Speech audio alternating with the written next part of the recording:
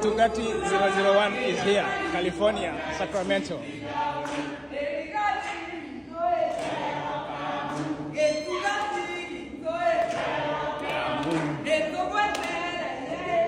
Ladies and gentlemen, have you guys sat down and asked yourself questions regarding the strange things that are happening to Rigathi Gachagua in the United States of America? We have had Ruto there before. We have had Raila there before. We have had Matiang'i there.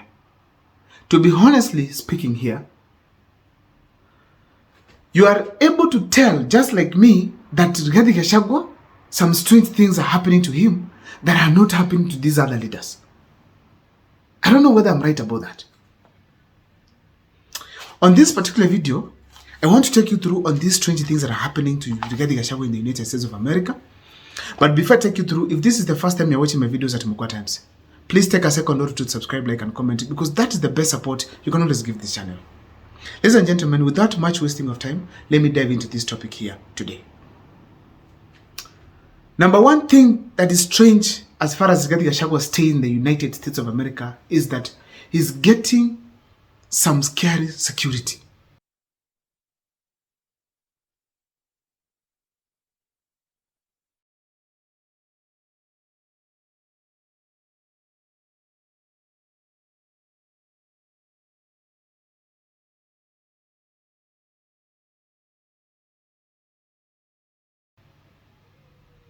His security is so tight with some people, some security officers right from the national government of the United States of America. One of my viewers here wrote a comment at the comment section saying that Rigathi Gachagua visited their local area and the type of security that was deployed there, it was so strange because it can only be deployed by the national government, in that Trump has authorized. The national security has authorized. Such a kind of a security is not given by anybody. It is given by somebody who is very key to the government. That is a very strange thing happening to Rigathi Gachagua. If you want to know it is strange, check on what has been happening to Raila Odinga whenever he goes to the US. Check on what has been happening to Kalonzo Musyoka whenever he goes to the US. Some other leaders like Raila Odinga stayed in the US, I remember, before he came for elections, I think in 2017. Ladies and gentlemen, when he went to Boston University, I think, to advance his academics, I noted that Raila Odinga's stay in the US is like he was not there. It's like he was not there. But what happened to Rigathi Gachagua? It's strange. Number two thing is this.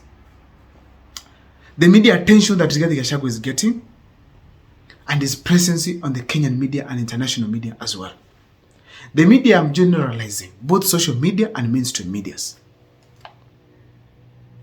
Such a kind of an attention that Rigathi Gachagua has been given, it is strange. Why? If there's a media that just takes time and does things from a certain perspective, it is the international medias. To be given an interview in the US by whites to talk about things relating to Kenya and the international community, to be given that a chance, it is not 1+1. You must, as an individual, have certain credibility for you to be considered. And what is this that is making Rigathi Gachagua to be considered? Such questions make this kind of a move, this kind of a preference, maybe privilege by the media, where Rigathi Gachagua is given the attention, makes it a strange thing. Question without answers. Ladies and gentlemen, as we speak today,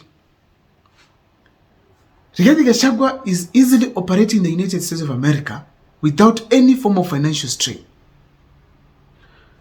I don't think he's spending billions for the US tour and campaigns. Moving from California to Texas, Minneapolis to Seattle, Texas. He's going to finish in Washington. I don't know, something like that.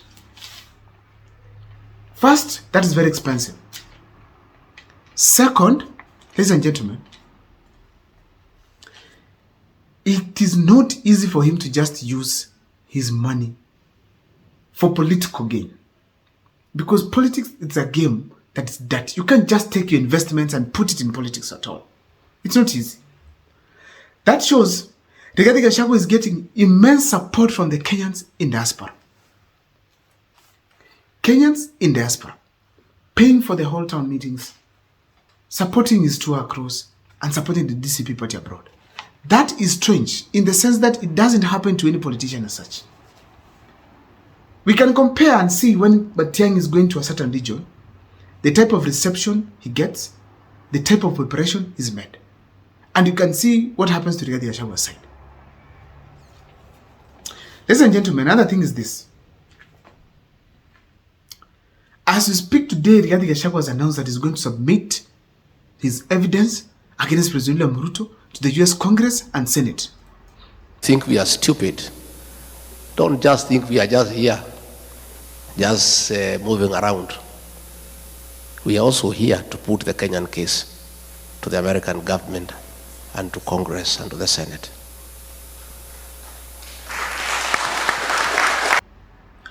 He's not a sitting president.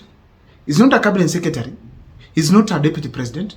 He's not anything so far in the Kenya Kwanza government. He's a Kenyan citizen, just like those in the US, those in Kenya here.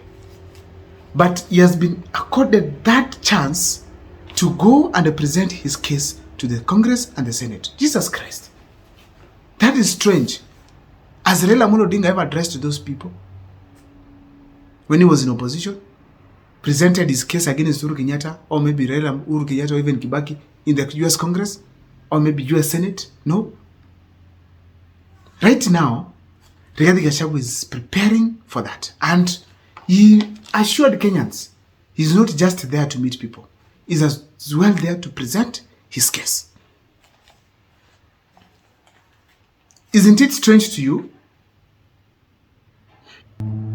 Ladies and gentlemen, the other thing that is very strange from Rigathi Gachagua's tour in the US is this.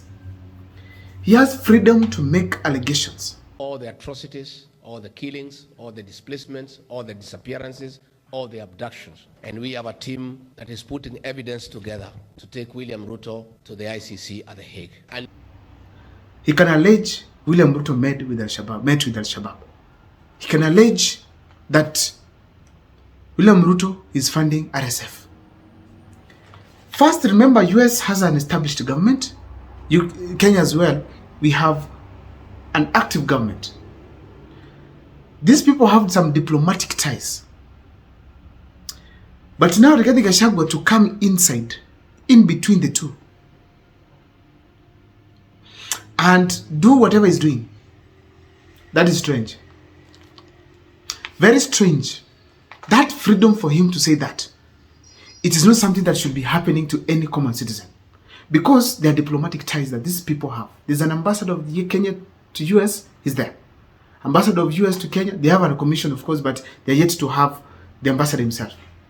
But the fact means that when you look at the relationship that these two countries have, and where Gachagua comes in, there are question marks. Making this journey of Rigathi Gachagua to the US strange to most of the Kenyans. I don't know what is your take, but I'm seeing a Gachagua that is completely different from all other opposition leaders that we've had in this country. A Gachagua that, if this is the pace that he's going with, we will cry when he retires from politics. We will wish that we had a leader like that. In fact, we might have the best leader like Kibaki. And we miss him, of course.